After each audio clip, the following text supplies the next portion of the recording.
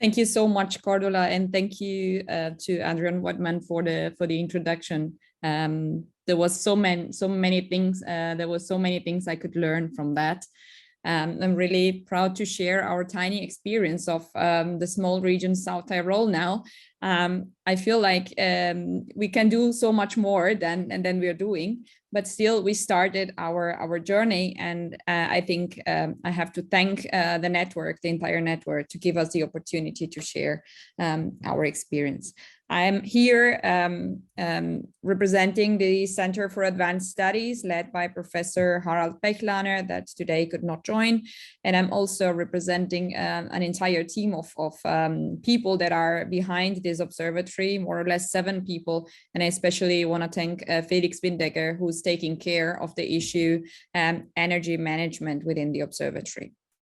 Just a tiny and short introduction about South Tyrol. For those of you that have not heard about this small region, we are there in this red part of Italy, so to the northernmost part of Italy, having 500,000 inhabitants and more or less 30 million overnights per year. So you can have an idea of the relationship between inhabitants and tourists. 7 million arrivals, more or less, with pandemic effects that have changed a little bit the situation. We are somehow special as a region because we do have special autonomy status. That means that due to the variety of languages and cultures that are present in the region, we have more freedom to make choices. And among the choices we can make, there is also quite a wide array of possibility in terms of tourism planning. So we are lucky enough to be more free than other regions in planning tourism. Our main tourism markets are Germany, Italy, Austria, and Switzerland. So we are dependent mostly on car transport and not that much on air transport, luckily. And we have around 10,000 accommodation facilities, of which 4,000 are hotels. And the tourism in general accounts, if we consider direct, indirect, and induced effects, about 11% of total GDP. Just considering the direct effects, we around 9%, right? So a little bit less. What are our main objectives? First of all, to support our local destination management organization that is taking care of the issue sustainability in a very serious way. They are also approaching a GSTC certification for territories, so they are quite engaged at the moment.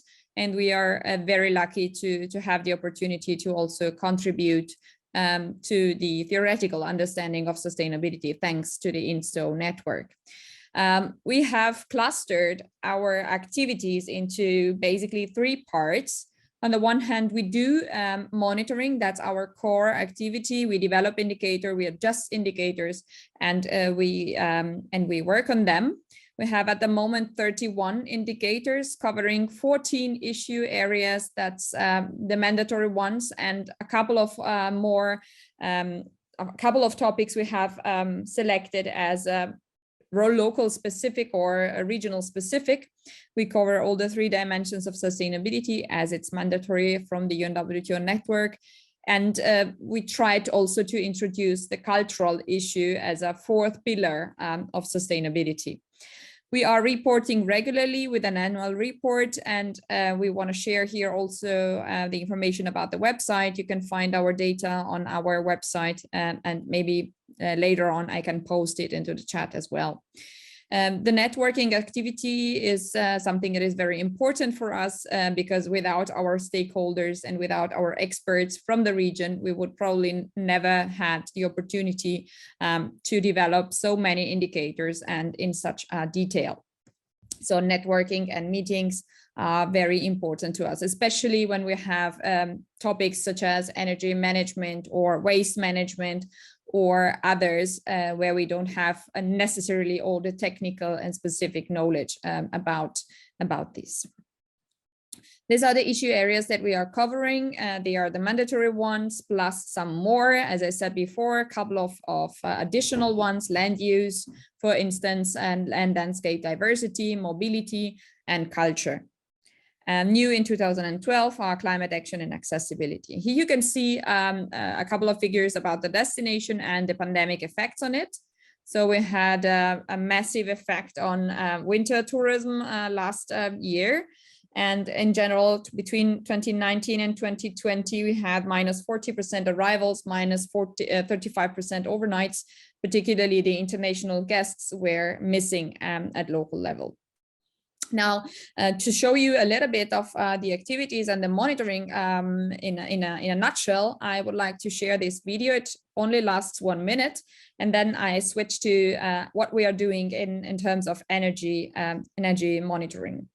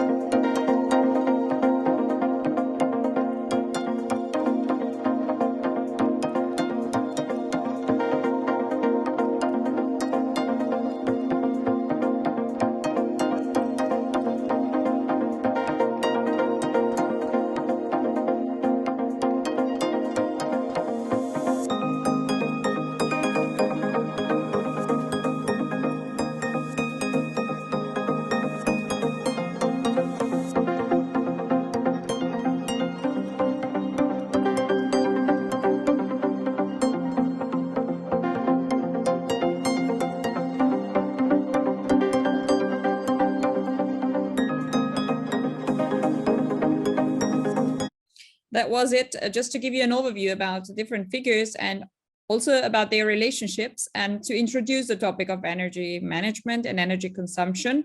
So what we noticed in the last year was that not only numbers went down, of course, but also all the consumption patterns changed. And it was a moment in which the entire region was reflecting about what to do and how to manage this situation and also possibly the future. Let me switch to the next slide to step into the field of energy and electricity. First of all, I don't think I have to repeat it, but it was just already said that at the very beginning, when we faced the challenge of finding indicators for electricity and energy consumption, we wondered whether to look at energy in general, including all carriers, or whether to look at electricity. And our decision was at that time to focus first on electricity, because the data about energy in general were very, very, very difficult to find, let's say it like this. Second point, we had to choose whether to focus on consumption, production, or management plans. And also in this case, we followed the logic that it was better to first focus on consumption. So to understand consumption patterns, also referring to SDG 12, and then focus on production and eventually on management plans. That's why we focused on the first aspect. We were searching a little bit about existing experiences about how to monitor and manage also energy in tourism. And we referred particularly to Susanne Becken, who was one of the first scholars looking into this topic in the early 2000s. And she proposes two approaches: top-down approaches, where you refer to environmental accounting, and bottom-up approaches. We immediately realized that we had to use a bottom-up approach. And that's why we looked immediately for volumes of tourism activities that could be related to possibly to coefficients of energy, or better said, electricity consumption.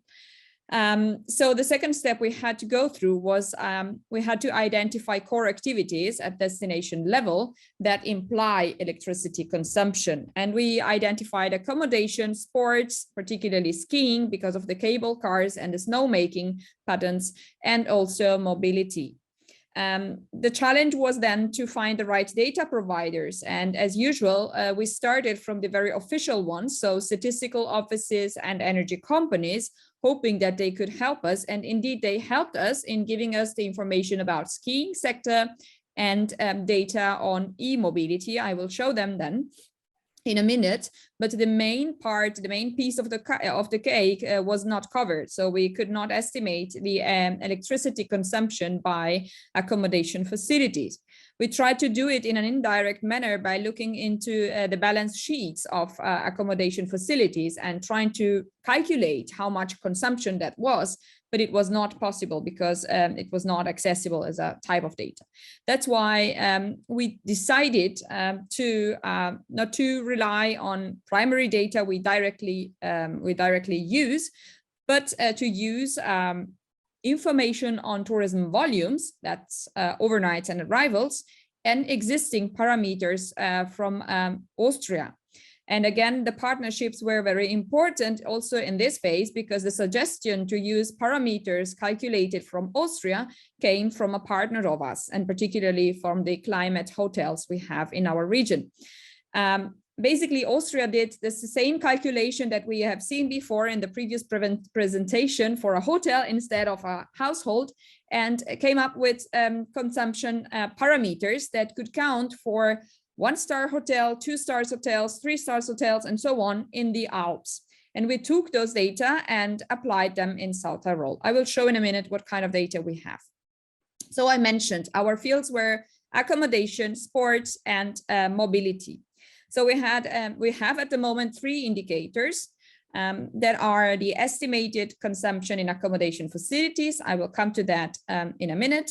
The electricity consumption for snow making and ski lifts, and the number of charging stations offered for e-mobility in hotels and public spaces. They're all environmental indicators, and we have classified them according to a well-known standard that is referring to pressure responses or drivers or states. So basically, we want to know whether it's an indicator that shows a pressure on the environment, or rather a response from policymaking. So the third one, as you can see, is an indicator of response, whereas the other ones are indicators of pressure. Here you can see the time series with yearly data about electricity consumption by ski lifts. There is an increasing trend, of course. It depends on how much snow there is in that year, and that influences, of course, how much we need to invest to create artificial snow. Here you can see the indicator about the e-mobility charging stations, and the ones in blue are the ones located in hotels.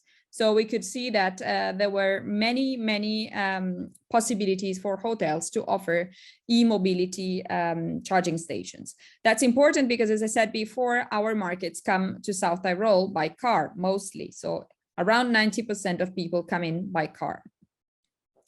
And the third, and not the most easy indicator, was the one about the electricity consumption in the accommodation facilities. That's calculated based on parameters. You can see the formula here. Maybe it's not the perfect time to explain it in detail, but once you will have the presentation, you can look into it, or you can look into it in our report. Anyway, we come up with a result like this, calculating the estimated electricity consumption in accommodation facilities every month for the last 20 years. So it's quite impressive. You can also see the pandemic effects to the right hand of this graph. And you see the word minimum because we took the parameters for efficient hotels, so that we could not run the problem or have the problem to make an overestimation. So if stakeholders would say, well, but we are more efficient than the other regions, we are more efficient than other situations, we could say, well, okay, we started the first estimation by making the assumptions that all the hotels are quite efficient, which is not always, of course, the case. Here you can also see that we related the results we had with about the estimation of accommodation facilities with the general data about electricity consumption in South Tyrol to make sure that our estimation was okay in the end. And what you can see is that around 9% in 2019 and much less in 2020 of the total electricity consumption of the province comes out from tourism, and particularly not from tourism, but from accommodation facilities. That makes sense because if you can remember about the contribution to GDP, we are around the same figure. So we were range short that our estimation was also not just responding to standards from a scientific point of view, but also responding to the local data. Here you can see a general overview. That's also very nice overview to have to see how the trends are going. Of course, we have different data and different figures, but we can see a trend in an increased consumption of electricity for tourism and also an increased propension towards e-mobility, as you can see from the number of charging stations in 2019 and in 2021. I don't want to go into detail because I don't have time, but if you want to know more about it, then we can discuss it later on maybe. So to conclude, what are the challenges we had to face? On the one hand, we were lacking data, basically, and we completely missed to measure some specific aspects, such as heating systems in hotels that are very important for energy consumption patterns, fuels related to tourism. And of course, we heard that it's not part of the boundaries of the tourism sector in a strict sense, but maybe we should also consider mobility as a very crucial element for tourism. The second point was how to interpret those data. So is it big? Is it small? How can we cope with these figures and these measurement units? The third challenge was unlimited and indirect influence on policy making. So we could not really decide what was the target for our indicator. The solutions that we found were somehow to try to measure, or we would like to try to fill this gap of data lack with pilot projects. We would like also to, or we would expect also that local governments provide regular assessment of environmental performance. That would be our hope for the future. And also we tried, as you could see from the indicators, to show trends and to show also shares of consumption that might help in the interpretation of the figures. Finally, what we find that was the most helpful leverage for us was the creation of a local platform of stakeholders around the difficult indicators. So to the other observatories that are present today, I would really suggest to try to make a small group, maybe 5-6 people that can support you and can help you develop the best indicators that you can do with your data. Thank you for your attention. I know I was using a little bit more of the time. I hope you can raise questions afterwards if any.